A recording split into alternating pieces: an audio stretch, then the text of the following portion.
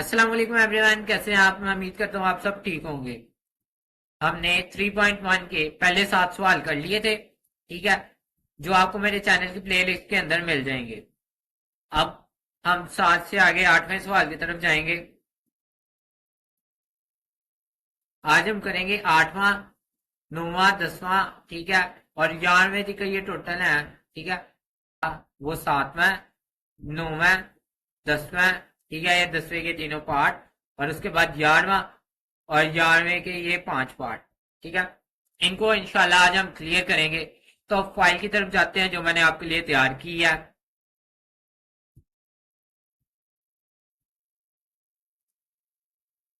अब फाइल आपके सामने आ गई है, ठीक है।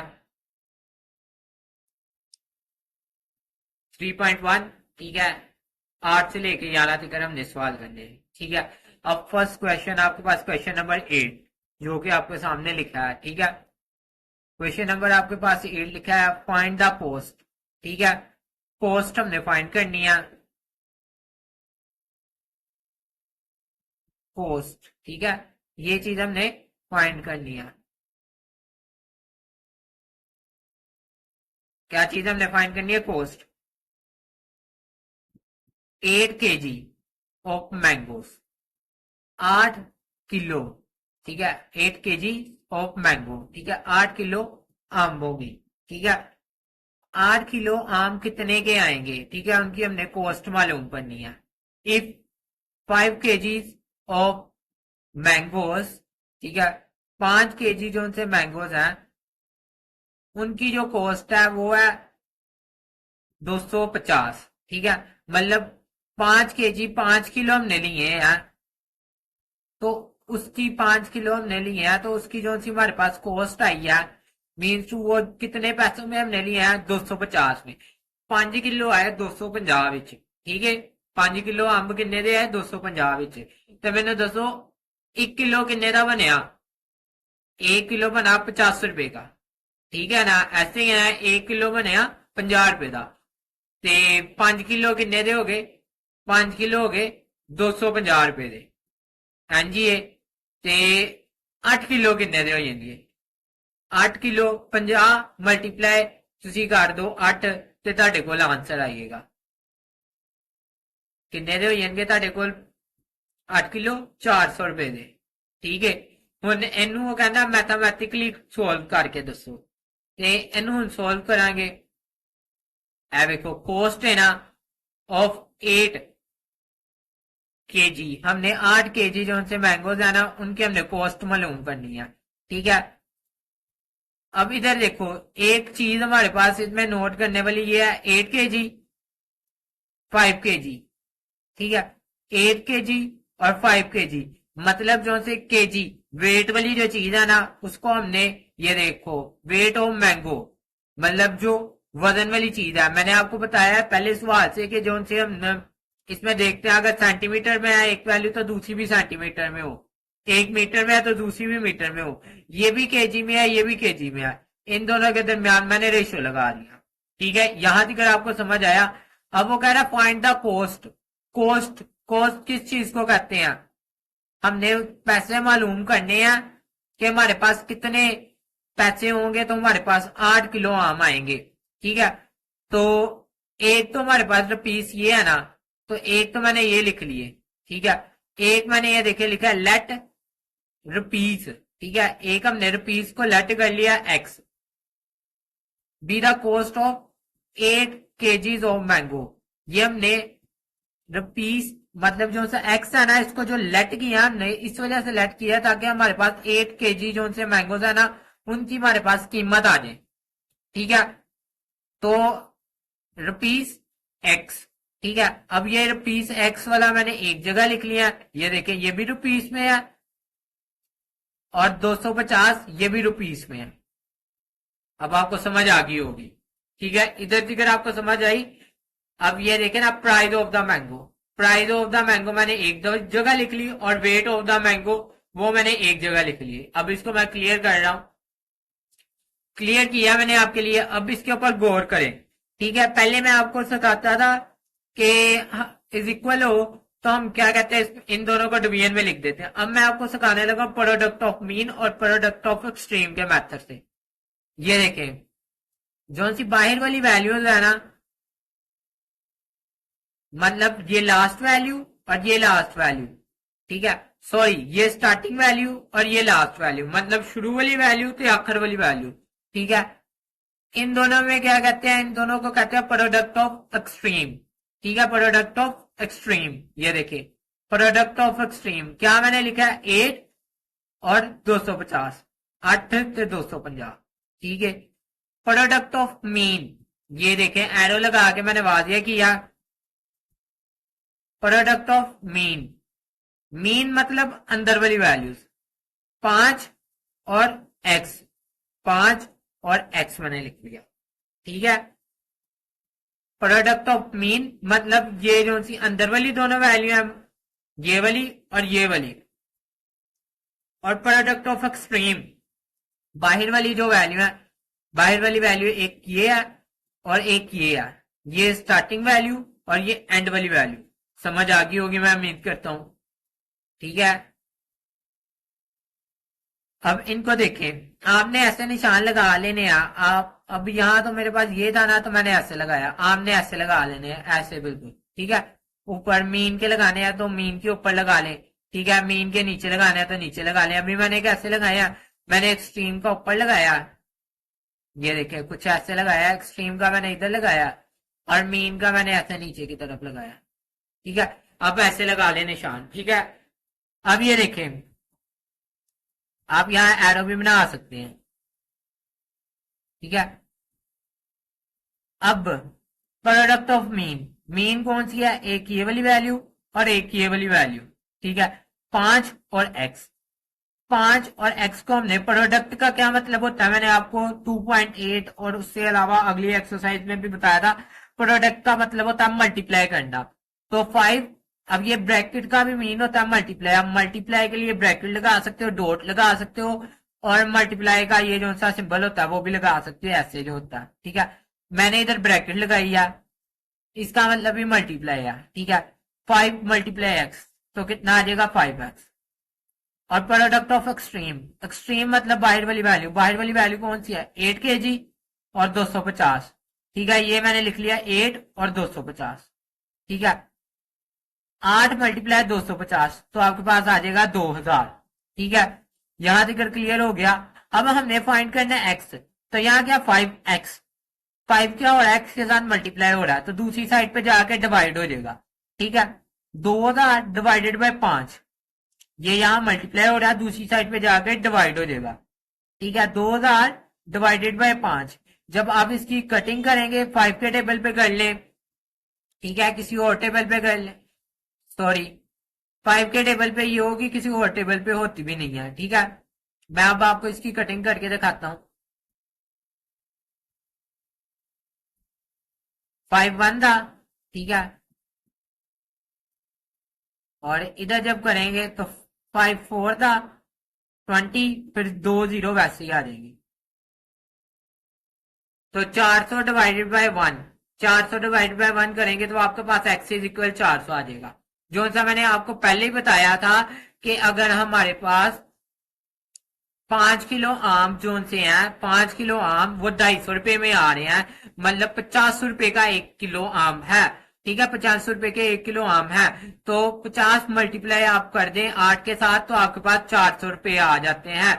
8 किलो आपके पास आम 400 रुपए के आएंगे। ये एक सिंपल कैलकुलेशन थी, इसमें कोई मुश्किल नहीं था।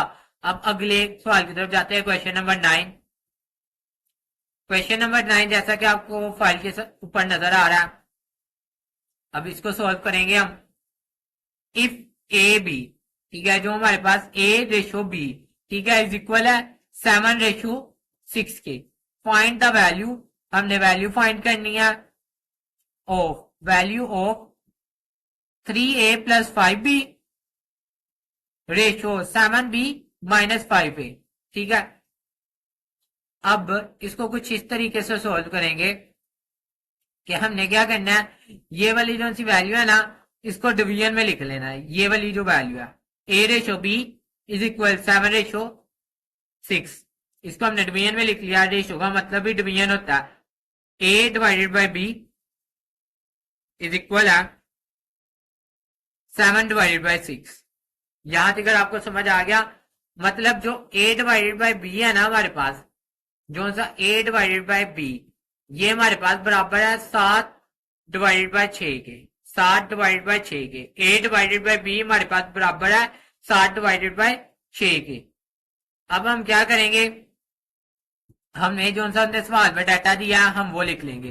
3a plus 5b ratio 7b minus 5a, हमने ये लिख लिया। अब ये देखें, यहां हमारे पास कहां भी a डिवाइडेड बाय b नहीं है। a डिवाइडेड बाय b नहीं है, ऐसे ही है ना। अब हम इसको बनाएंगे a डिवाइडेड बाय b, क्योंकि नंबरिंग तो हमारे पास सोल्व हो जाती है। हम a डिवाइडेड बाय b बनाएंगे, हमारे पास नंबर आ जाएंगे, तो उनको हम सोल्व कर सकते हैं। ठीक है, a डिवाइडेड बाय b कैसे बनेगा, लिख लेना डिवाइडेड बाय b। ठीक है, डिवाइडेड बाय b लिखने के बाद सब वैल्यूज को हमने b के साथ डिवाइड कर देना। ये जो था 3 है ना, इसको भी डिवाइड कर देना b के साथ। 5b है ना, तो इसको भी डिवाइड कर देना b के साथ। 7b है ना, इसको भी डिवाइड कर देना b के साथ। 5a है ना, इसको भी डिवाइड कर देना b के साथ। अब इससे क्या फर्क पड़ेगा, ये देखें, b और b कट जाएगा तो यहाँ 5 आ जाएगा सिर्फ। यहां से भी b और b कट जाएगा तो यहाँ 7 आ जाएगा सिर्फ। यहां तक आपको समझ आई। आगे देखें कि ये जो सा हमारे पास a और b है ना, इसको हमने ऐसे अलहदा लिख लिया। अगर आप इसको दोबारा 3 मल्टीप्लाई a करेंगे ना, तो 3a डिवाइडेड बाय b ही आएगा, और उसके बाद प्लस b से कट गया था, ऐसे ही था, तो यहाँ 5 बच गया था, यहाँ मैंने 5 लिख दिया। फिर रेशो आ रहा है, रेशो लिख ली। ठीक है, b से कट गया तो यहाँ 7 आ रहा है, 7 लिख लिया। ठीक है, माइनस आ रहा है, माइनस लिख लिया। 5 आ रहा है, 5 लिख रहा है। a b को ऐसे ब्रैकेट में लिख लिया। आप 5 को अगेन मल्टीप्लाई करेंगे, 5a डिवाइडेड बाय b ही आएगा। ठीक है, अब जहां पे a डिवाइडेड बाय b है, यहां पे आपने पुट कर देना 7/6। a डिवाइडेड बाय b की जगह हमने पुट कर देना 7/6। यहां भी a डिवाइडेड बाय b की जगह हमने पुट कर देना 7/6। ठीक है, इधर अगर आपको क्लियर हो गया, 7 मल्टीप्लाई 3 कितना आएगा, 21 डिवाइडेड बाय 6 प्लस 5। ठीक है, फिर 7 वैसे आ जाएगा, 5 मल्टीप्लाई 7 तो ये आ जाएगा 35 डिवाइडेड बाय 6। ठीक है, ये माइनस था दरम्यान में, तो माइनस वैसे ही रहेगा। अब नेक्स्ट स्टेप आप देखें,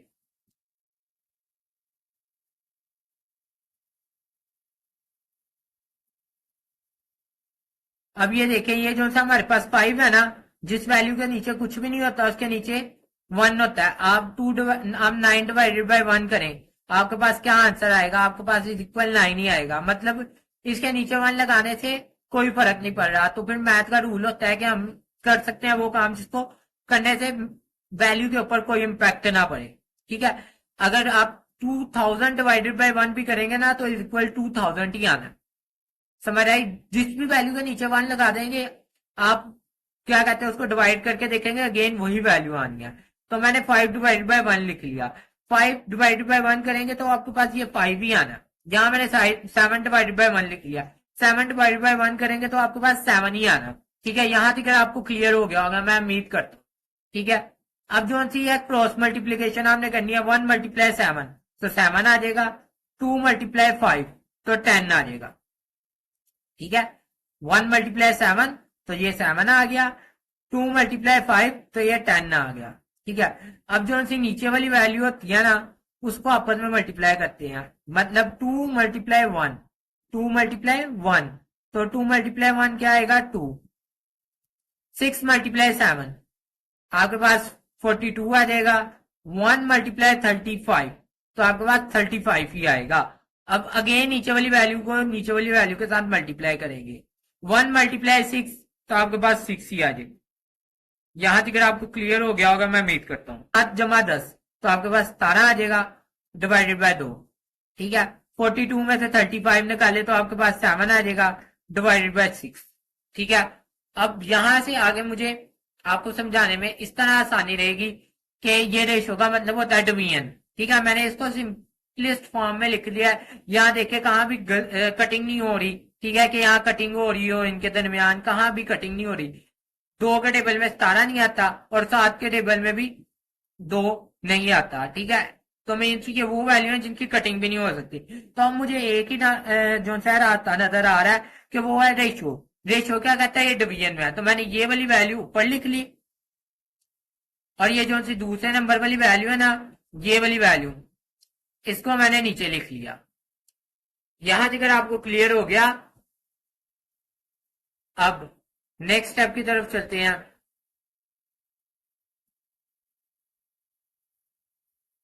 देखिए ये वाला स्टेप मैंने आपको बता दिया। इसके बाद क्या होगा, ये वाली जो सी वैल्यू है ना, इसको जब हम ऊपर शिफ्ट करेंगे, यहां ऊपर शिफ्ट करेंगे ना, तो इसमें एक चीज आपको माइंड में रखनी है। जब ये डबल बटा आ जाता है तो ये वाली वैल्यू जब हम ऊपर शिफ्ट करते हैं तो ये वाली वैल्यू उल्ट जाती है, मतलब 6 ऊपर चले जाएगा और 7 नीचे आ जाएगा। ठीक है, मैंने ये देखे 17/2 वैसे ही लिखा है। उसके बाद मैंने लिखा मल्टीप्लाई 6/7।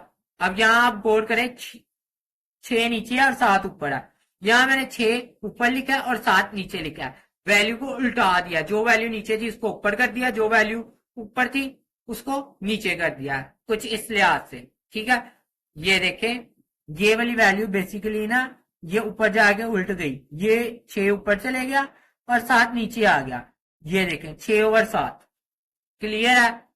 अब ये इसके साथ मल्टीप्लाई हो रहा है ना, आप मल्टीप्लाई करके भी कटिंग कर सकते हैं, इस तरह आसान है। 2 एकम 2, 2 3 6। ठीक है, 3 मल्टीप्लाई 17। ये देखें यहां मैंने लिख लिया है, यहाँ 2 1 था ना, तो यहां मैंने लिख लिया 1 और यहां मैंने लिख लिया 3। ठीक है, इधर फिक्र क्लियर हो गया। 17 मल्टीप्लाई 3 तो 51 आ गया और 1 मल्टीप्लाई 7 तो आपके पास 7 आ गया। तो 51/7। ठीक है, ये आपके पास चीज आ गई, क्लियर है। अब ये वाली जो सी सारी क्वेश्चन है ना, ये क्वेश्चन किया, तो ये इज इक्वल आंसर मैंने लिख दिया। आप यहां तक भी करके आओ तो ठीक है। ये जो सा मैंने क्वेश्चन ऊपर लिखा था ना, क्वेश्चन, ये क्वेश्चन है, आप बुक में देखें या आप सवाल मेरे साथ सोल्व कर रहे हैं तो आपको डेफिनेटली पता चल गया ये क्वेश्चन है। मैंने क्वेश्चन लिखा है, इज इक्वल मैंने आंसर लिख दिया। ठीक है, मैंने ये आंसर लिख दिया और ये वाला हिस्सा क्वेश्चन था जिसको मैंने सोल्व किया, मैंने लिख दिया इज इक्वल आंसर ये आया, क्लियर है। अब आगे अगले सवाल क्वेश्चन नंबर 10 की तरफ चलते हैं। बहुत ही इजी है, ये देखें, उन्होंने क्या है, कंप्लीट द फॉलोइंग। उन्होंने ये वैल्यू दी है। ठीक है, वो कह रहे हैं ये जो सी खाली जगह है इसको फिल करें। खाली जगह को फिल करने के लिए मैंने लिखा हेयर, मतलब यहाँ देखें, अब ये आप रफ वर्क में कर सकते हैं ना, ये वाली चीज सोल्यूशन थोड़ा, ये तो रफ वर्क है। ठीक है, हमने सिर्फ यहाँ आंसर लिखना है ना, हमने कहा बस इसको फिल करें, कंप्लीट करें। ठीक है, तो मैंने इधर लिख दिया हेयर। उसके बाद ये वाली चीज मैंने लिखी। ठीक है, मैंने लिखे 24/7 इज इक्वल 6/x। ठीक है, ये मैंने लिख दिया। अब मैं यहाँ क्या करता हूँ, क्रॉस मल्टीप्लीकेशन, 7 मल्टीप्लाई 24। ठीक है, सॉरी, x मल्टीप्लाई 24 और मल्टीप्लाई x, और 7 मल्टीप्लाई 6, 7 मल्टीप्लाई 6। ठीक है, क्लियर है। क्रॉस मल्टीप्लीकेशन मैंने इधर लगा दी। अब 24 को मल्टीप्लाई करेंगे x के साथ तो 24x आ जाएगा। ठीक है, उसके बाद आपने क्या कहते हैं, इस वाली वैल्यू को गेन ऐसे ही लिखा रहने देना। अब मैंने इन दोनों के नीचे 6 क्यों लगाया, अब क्वेश्चन तो ये हो रहा है ना, क्या क्या कहते हैं, इन दोनों के नीचे, यहाँ 24x ये तो समझ आ रहा है। ठीक है, यहाँ 6 भी समझ आ रहा है, 7 भी समझ आ रहा है, इनके नीचे क्यों 6 लगा दिया। अब मैंने अपनी ना कंडीशन की तरफ देखा सवाल की कि मुझे यहाँ 4 चाहिए है। ठीक है, और मुझे 4 चाहिए इधर, तो ये देखें अगर मैं नीचे 6 लगाता हूँ ना, 6 कम 6, 6 चौके 24। ठीक है, 6 4 द 24। मैंने इस वाली कंडीशन को देखते हुए ना, तो इधर अगर मैं 6 लगाऊंगा तो दूसरी साइड पे भी मुझे 6 लगाना पड़ेगा। मैथ का रूल है, एक जगह पे जो काम होगा दूसरी जगह पे भी वही काम होगा। अगर मैंने इधर डिवीजन में 6 लगाया तो इज इक्वल की दूसरी साइड पे भी डिवीजन में मुझे 6 लगाना पड़ेगा। ठीक है, समझ आई। तो यहाँ ये देखें मेरे पास 4x तो हो जाएगा इसकी कटिंग के बाद। अब यहां से 6 और 6 कट जाएगा। ठीक है, क्योंकि एक डिवीजन में एक मल्टीप्लीकेशन में है, तो यहाँ आ जाएगा 7। अब ये देखें 4x इज इक्वल 7, सवाल में कुछ यही चीज थी। हमें उन्हें 4x दिया था, ठीक है, इक्वल वो पूछ रहा था दूसरी जगह पे क्या आना है, तो यहां हम लिख देंगे 7 आना है। मैं उम्मीद करता हूं आपको समझ आ गई होगी, ठीक है। अब इसके दूसरे सवाल की तरफ जाते हैं। आप मेरे साथ साथ प्रैक्टिस करते रहा करें, इंशाल्लाह आपको इसका बेनिफिट बहुत ज्यादा होगा, ठीक है। अब ये जो सी ये वाली चीज है ना, अगेन इसको फिल करना है, ठीक है। यहां मैंने ए और वाई, ठीक है, इस चीज को फाइंड करना है, इस चीज को ए और वाई, ठीक है। इस चीज को माइंड में रखें, ये वाली चीज मैंने पकड़ी, इसको मैंने इधर लिख लिया।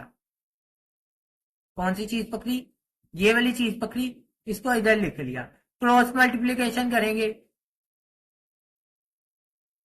5a multiply Y, 5a multiply Y, ठीक है। उसके बाद 15b multiply 3x, 15b multiply 3x। यहां तक क्लियर हो गया। क्रॉस मल्टीप्लीकेशन किया अगेन। अब ये देखें 5, ठीक है, a और y ये कट्टा लिखा गया, ठीक है। फिर उसके बाद 15 मल्टीप्लाई 3, तो ये आ गया 45, और ये b और x साथ में लिख लिया। अब हमें सवाल के अंदर ये देखें a और y उसने कहा है, ओनली a और y। हमने यहां रखना है a और y, तो यहाँ 5 एक्स्ट्रा है, 5 को दूसरी साइड पे शिफ्ट करेंगे, 5 दूसरी साइड पे जाके यहां तो मल्टीप्लाई हो रहा है, दूसरी साइड पे जाकर डिवाइड हो जाएगा, यहां आके वो डिवाइड हो गया 5। अब इसकी यहां कटिंग होगी, 5 1 दा और 5 9 दा 45, तो यहां आ जाएगा 9bx, 9bx A Y is equal 9bx। तो यहां खाली जगह पे हम लिख देंगे 9b और x। क्लियर है? अब आगे अगले की तरफ चलते हैं। आप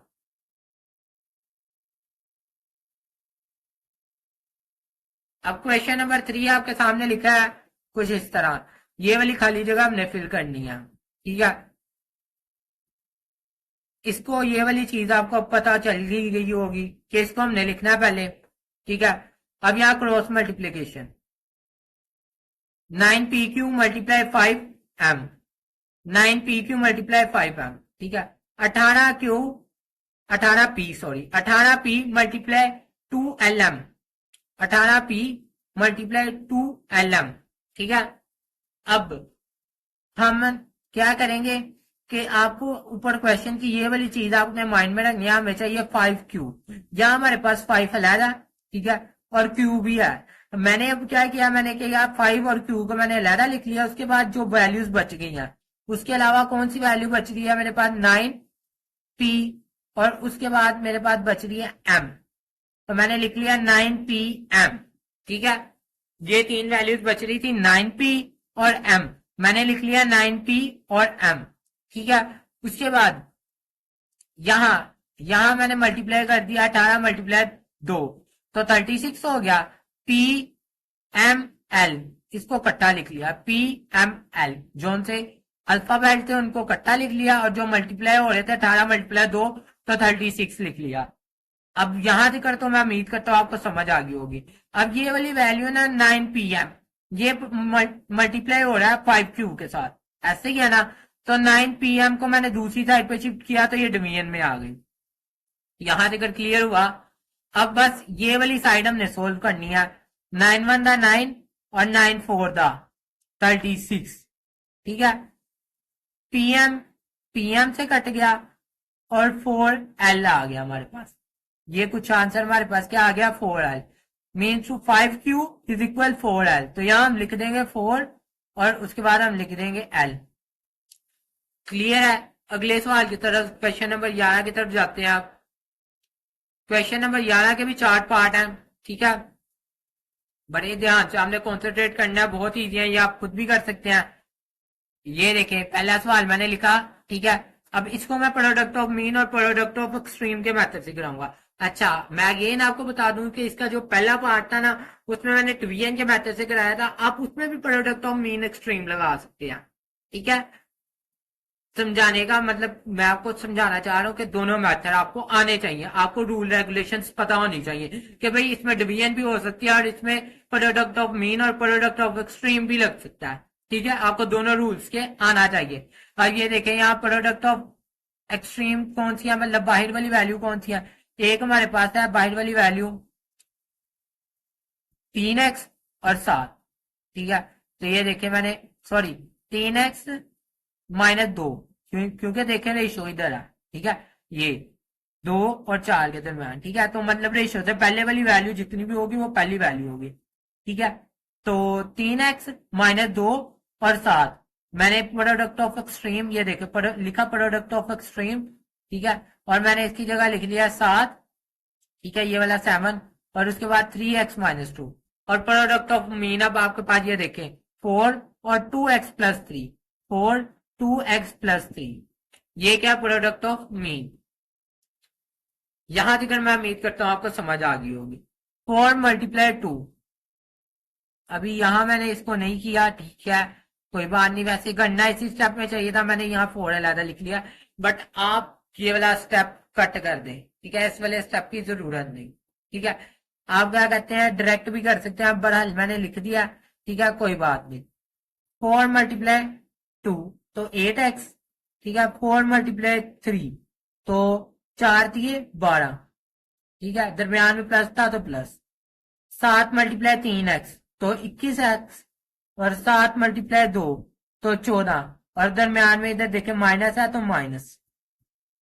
क्लियर है। अब आगे देखें 8x और +12। ठीक है, जब आप यहां से 21 को दूसरी साइड पे शिफ्ट करेंगे ना, आपने क्या करना है, x वाली वैल्यू मैंने इधर एक साइड पे कर लिया और नंबरिंग वाली वैल्यू एक जगह कर लिया। अब ये देखें, एक x वाली वैल्यू जो सी थी वो मेरे पास ये थी। ठीक है, और एक x वाली 21x थी। 21 जो सा x है वो यहाँ प्लस का था, दूसरी साइड पे लाया तो मैं ये देखे नेगेटिव का हो गया। ठीक है, अब ये देखे -14 ये इधर ही रहा।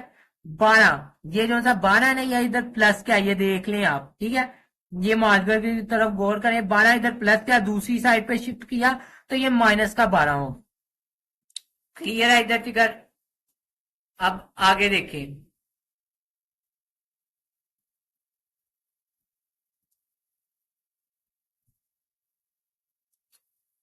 अब 21 में से 8 निकालें तो आपके पास 13 आ जाएगा।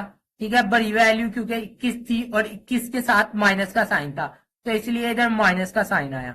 -13x, वैसे हमने 21 में से 8 निकालने हैं। आप कैलकुलेटर पे लिख लें 8 - 21, तो वो आपको -13 दे देगा, और साथ में x लगा लें अब आप। ठीक है, अब ऐसे ही -14 और -12, माइनस माइनस प्लस होता है और साइन माइनस का होता है, मतलब 14 में 12 ऐड करने हैं और साइन माइनस का आएगा। 14 × 12 आपके पास आ जाएगा 26, और साइन माइनस का। अब आगे नेक्स्ट स्टेप क्या होगा कि हमने x फाइंड करना है, x एक जगह ही रहने दें, 13 को दूसरी साइड पे ले जाएंगे तो ये इसके साथ x के साथ हो रहा था मल्टीप्लाई, तो इधर आगे डिवाइड हो जाएगा -13, माइनस माइनस से कट जाएगा। 13 एकम 13, 13 2 दा 26, 2 डिवाइडेड बाय 1 तो आपके पास 2 ही आएगा। क्लियर है इधर फिगर। अब नेक्स्ट क्वेश्चन नंबर 2 की तरफ जाते हैं। क्वेश्चन नंबर 2, आपको जहां से समझ ना आए बच्चे, कोई एक सवाल भी हो तो आप मुझे कमेंट सेक्शन में कह सकते हैं, आपके लिए मैं हर टाइम हाजिर हूं। ठीक है, आपको वो क्वेश्चन अलहदा से सेपरेट आउट मैं समझा के दे दूंगा। ठीक है, और इंशाल्लाह मैं बहुत जल्दी आपके लिए एक ग्रुप भी तैयार कर रहा हूँ जिसपे आपको क्या कहते हैं हेल्पिंग मटेरियल काफी ज्यादा उसके थ्रू भी मिल जाएगा यार। और अगर आप चाहते हैं कि आपको मैं जो भी वीडियो अपलोड करूँ आपको सबसे पहले ही मिले, और क्योंकि आप सब्सक्राइब नहीं करेंगे और बेल आइकन को नहीं क्लिक करेंगे तो वो फिर आप जो भी मैं वीडियो अपलोड करूंगा ना, अगर मैंने कुछ इंपॉर्टेंट भी अपलोड किया तो आप उसको नहीं देख पाएंगे, वो फिर आपका लॉस है, वो फिर आपकी गलती है। ठीक है, मैं तो आपको समझा रहा हूँ फुल स्ट्रगल करके। अब आगे क्वेश्चन नंबर 2 की तरफ जाते हैं। ठीक है, सोल्यूशन लिखने के बाद मैंने ये देखे प्रोडक्ट ऑफ एक्सट्रीम ये मैंने लगा लिया निशान, और प्रोडक्ट ऑफ मीन का ये लगा लिया निशान। अब आपको पता है प्रोडक्ट ऑफ मीन मैं पहले लिखता हूं। ठीक है, ये लिखी मैंने 3 और 5। ठीक है, 3 और 5। ठीक है, 3 डिवाइडेड बाय 5 और 2x divided by 3, 2x divided by 3 और 3/5। आप इनको आगे पीछे लिख सकते हैं क्योंकि मल्टीप्लाई हो रहा है, आप 2 × 6 कर लें। यहाँ आप 6 मल्टीप्लाई 2 कर लें तो आपके पास आंसर क्या आना है, हमेशा सेम ही आना है, ये 0 नहीं है 6। आपके पास आंसर क्या आना है, हमेशा 12 ही आना है। समझ आई है? तो आप आगे पीछे लिख सकते हैं, मल्टीप्लीकेशन में कोई फर्क नहीं पड़ता। ये वाली वैल्यू प्रोडक्ट ऑफ मीन की थी, ये मैंने लिख ली। प्रोडक्ट ऑफ एक्सट्रीम की क्या है, 3x-1 डिवाइडेड बाय 7 और 7/3, ये मैंने इधर लिख ली। क्लियर है इधर जिधर? अब ये देखें, इसके अंदर मल्टीप्लीकेशन के अंदर जो वैल्यू एक डिवीजन में और एक मल्टीप्लीकेशन में और सेम हो तो हम उसको काट देते हैं। ये 3 और ये 3 कट जाएगा, ऐसे इधर से 7 और ये वाला 7 कट जाएगा। ठीक है, यहां बचेगा 2x डिवाइडेड बाय 5। ठीक है, और इधर बचेगा 3x-1 डिवाइडेड बाय 5। ठीक है, अब ये वाली भी चीज भी याद रखें, मल्टीप्लीकेशन में दोनों साइड में डिवीजन में सेम वैल्यू हो, डिवीजन में सेम वैल्यू हो, डिवाइड में सेम वैल्यू हो तो कट जाती है, अब आप कहेंगे ये कैसे, अगर मैं आपको इसका थोड़ा एक्सप्लेन कर दूं ना, तो ये देखें, ये वाली वैल्यू है ना, तो इसके नीचे डिवीजन में क्या 5, तो ये यहाँ डिवीजन में दूसरी साइड पे जाके अगर मल्टीप्लीकेशन में चले गया, ठीक है, तो ये एक मल्टीप्लीकेशन में एक डिवीजन में, तो इधर आके भी इसने कटना है ना, तो आप इसको डायरेक्ट ऐसे भी काट सकते हैं कि दोनों की डिवीजन में, दोनों साइड पे डिवीजन सेम हो तो हम उनको काट सकते हैं। 5 से कट गया तो बच गया 2x इज इक्वल 3x-1, ये चीज बच गई।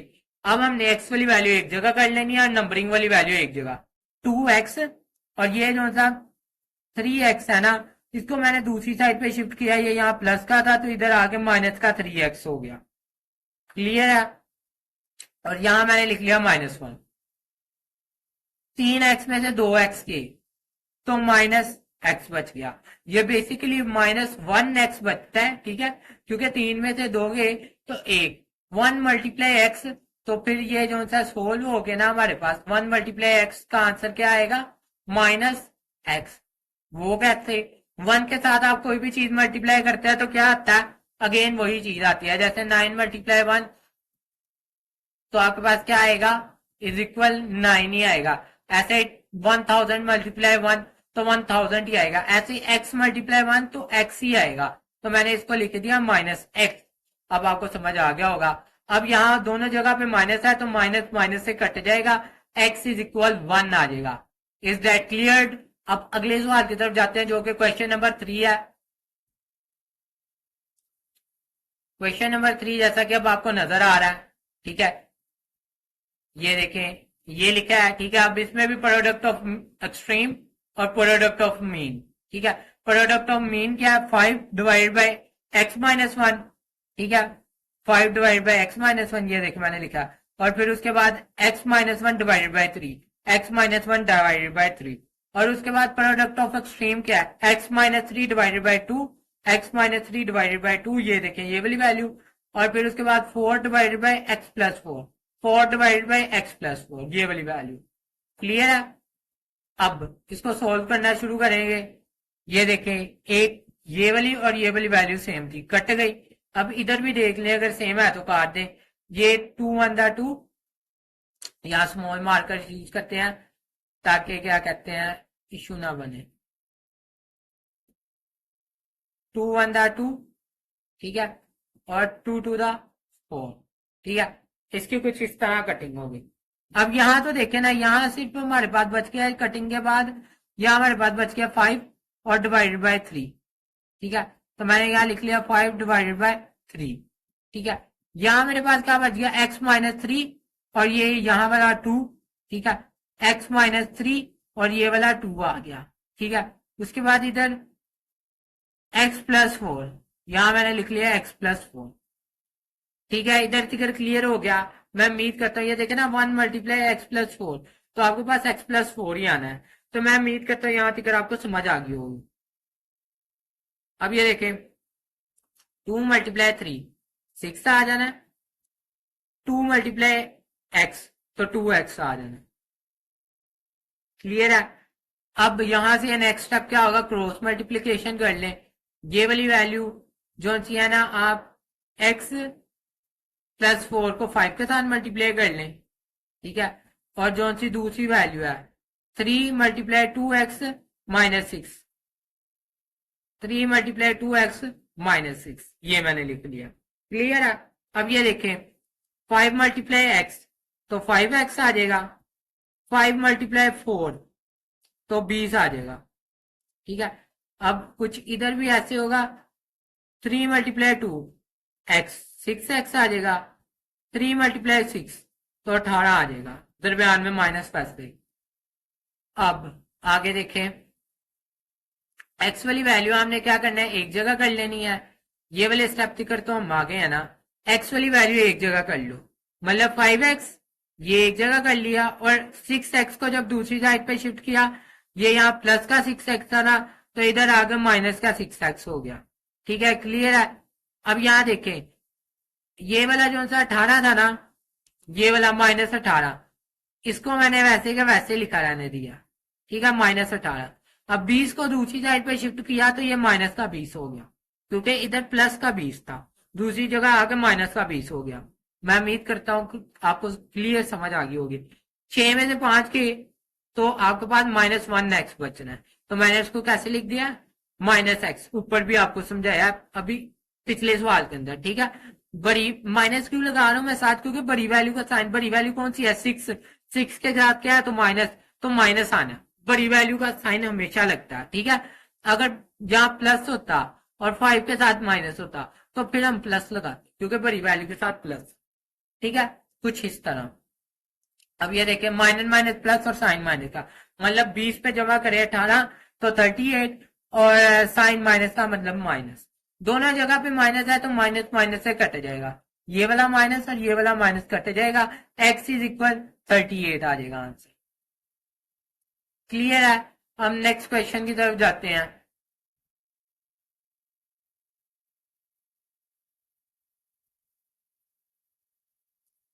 नेक्स्ट क्वेश्चन आपके पास ये है, ठीक है।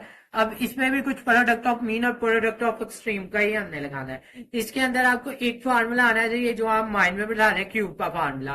क्यूब का फार्मूला इधर मैं आपको शो करा रहा हूँ, ठीक है, इधर मैं आपको शो करा रहा हूँ। अब हमने इधर से नोट कर लेना और जहां आगे यूज आएगा उसका आपने उसको देखना, ठीक है। प्रोडक्ट ऑफ एक्सट्रीम मतलब बाहर वाली वैल्यू कौन सी है, पी का square plus P Q plus Q का स्केयर, ये लिख ली। और दूसरी कौन सी है, पी माइनस क्यू होल का square, P minus Q whole का स्केयर। अब ऐसे प्रोडक्ट ऑफ मीन ये वाली है एक्स और उसके बाद p का क्यूब माइनस क्यू का cube divide by p plus Q, ये लिख लिया, ठीक है। दोनों वैल्यू x p का क्यूब माइनस क्यू का cube divide by p plus Q, ठीक है। इधर की अब सबको अब समझ आ गई होगी। अब हमें सबको पता है हमें x खाली फाइंड करना होता है, लास्ट में हमारे पास आंसर x में ही आता है।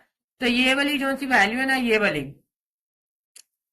वैल्यू, ठीक है, इस वाली वैल्यू का क्या करें, इस वाली वैल्यू को दूसरी साइड पे शिफ्ट कर देना।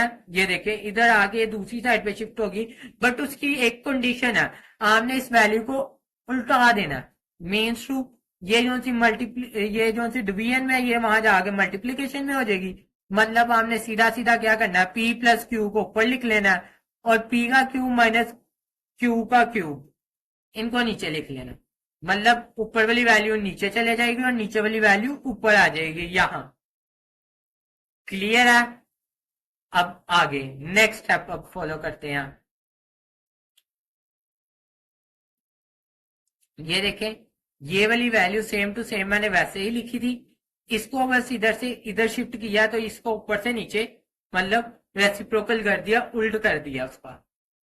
अब ये देखें कुछ ये वाली जो सी वैल्यू है ना यहाँ, ठीक है, ये तो ठीक है। अब यहाँ इसके ऊपर आ रहा है स्क्वायर, इसके ऊपर क्या आ रहा है, होल का स्क्वायर, इसको आप कुछ इस तरह लिखेंगे। अच्छा अब कई बच्चे कहेंगे होल के स्क्वायर का फॉर्मूला भी होता है पी का स्क्वायर प्लस सॉरी ए का स्क्वायर प्लस बी का स्क्वायर माइनस 2ab, ये वाला फार्मूला भी होता है। बट मैं आपको बच्चों बता देता हूं ये फार्मूला शॉर्ट करने के लिए होता है।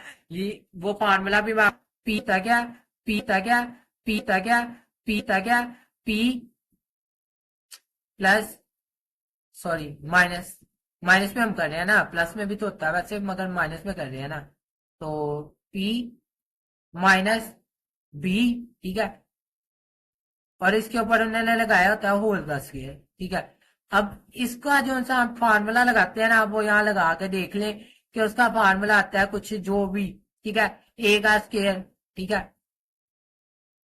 प्लस बी का स्क्वायर, ठीक है, मैं पूरा नहीं लिख रहा, ठीक है, उसके लिए माजरत। आप क्या कहते हैं, आपको पता है ए का स्क्वायर प्लस बी का square minus two A B. अगर आप ये दोनों भी ए माइनस बी, ठीक है, और ए माइनस बी, ठीक है, ये वाली चीज को भी आप कुछ इस तरह सोल्व करते हैं कि ए मल्टीप्लाई ए का स्क्वायर, फिर ए मल्टीप्लाई माइनस बी, तो माइनस ए बी, ठीक है, कुछ इस तरह हम मल्टीप्लीकेशन के तौर से भी करते हैं। तो सेम यही आंसर आएगा जो इस फॉर्मूले का आता है।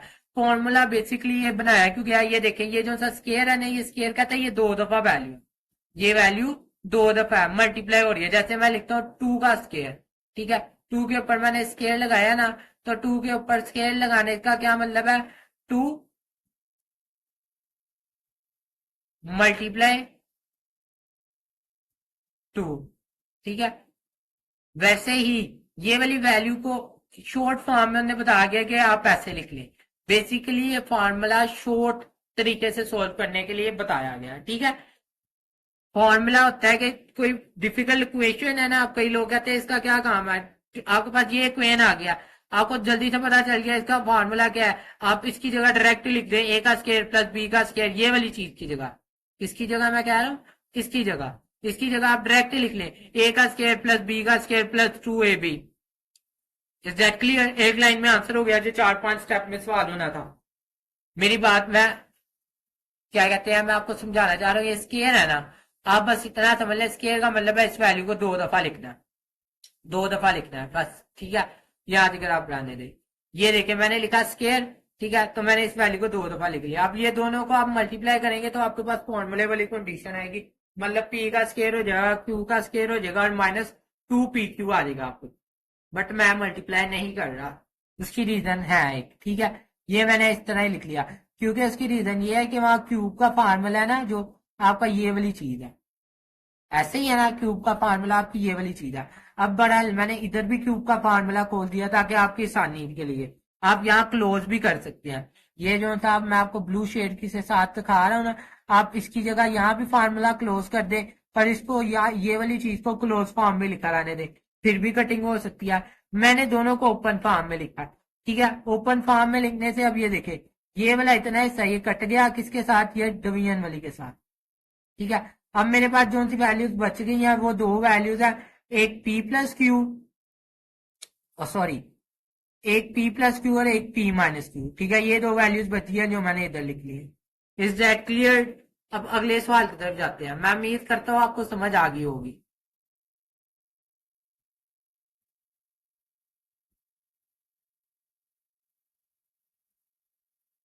आपको वीडियो अच्छी लग रही है तो एक अच्छा सा कमेंट कर दें और बेल आइकन को याद से क्लिक करें।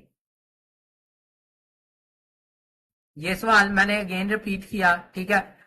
उसके बाद ये देखिए, प्रोडक्ट ऑफ मीन और product of extreme, product of extreme sorry, product of extreme मतलब ये वाली वैल्यू 8 माइनस एक्स और 25 माइनस एक्स, ये मैंने एक जगह लिख ली, ठीक है।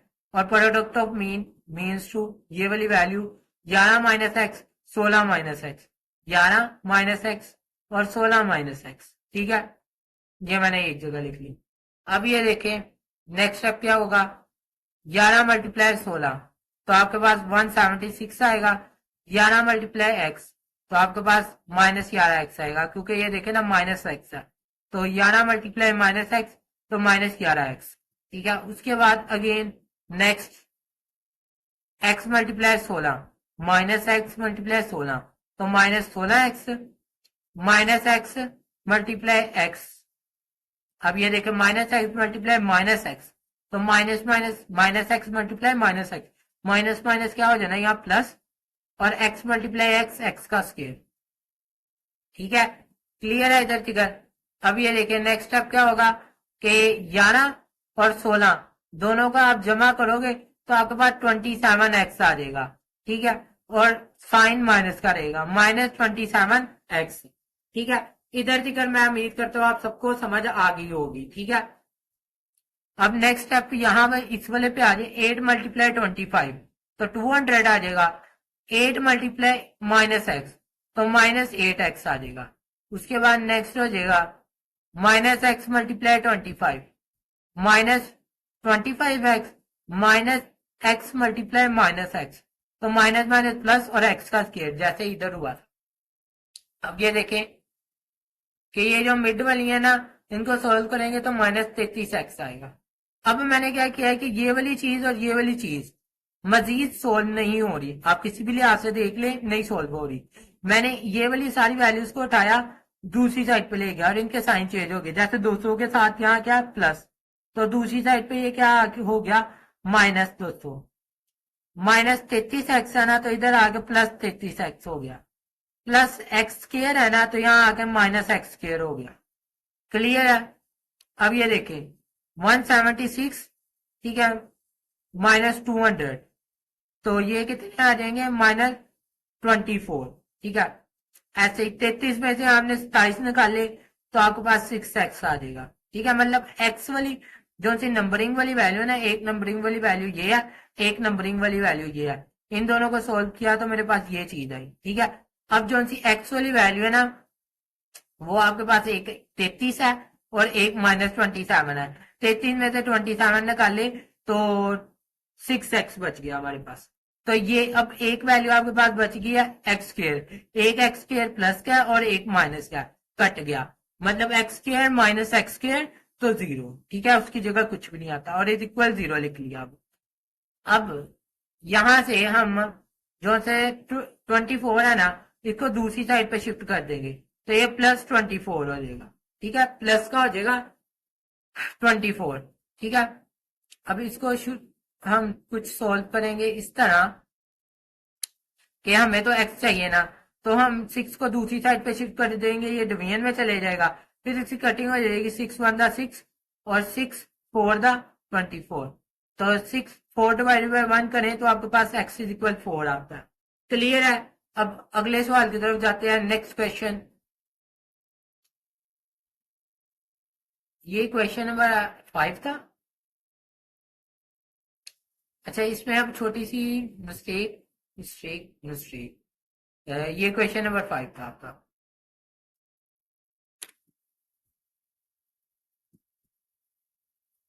ठीक है, क्वेश्चन नंबर 5 भी आपका हो गया और आपका आज का जो हिस्सा था हमने 3.1 उसको अच्छी तरह डिस्कस कर लिया। अब हमने इसकी अच्छे से प्रिपरेशन करनी है, क्योंकि जो सा है आपके लिए बहुत ही जरूरी है। आप अच्छे मार्क्स के लिए आप ज्यादा से ज्यादा तैयारी करें, ज्यादा से ज्यादा प्रैक्टिस करें। ये कुछ बच्चे मुझे पता है अभी अगर वो वैसे ही देख रहे हैं वीडियो को, क्या कहते हैं, उन्होंने वीडियो को देखा लाजमी है, वो ये भी सोच रहे हैं हमें समझ आ गया, मगर उनको समझ कुछ भी नहीं आया अगर उन्होंने लिखा नहीं। जो बच्चे लिख रहे हैं वेल डन, वेरी गुड, वो उनको लिखना चाहिए और उन्हीं के मार्क्स आएंगे। ठीक है, लास्ट पे अल्लाह हाफिज और जाते जाते एक प्यारा सा कमेंट करते जाए, जजाकल्लाह।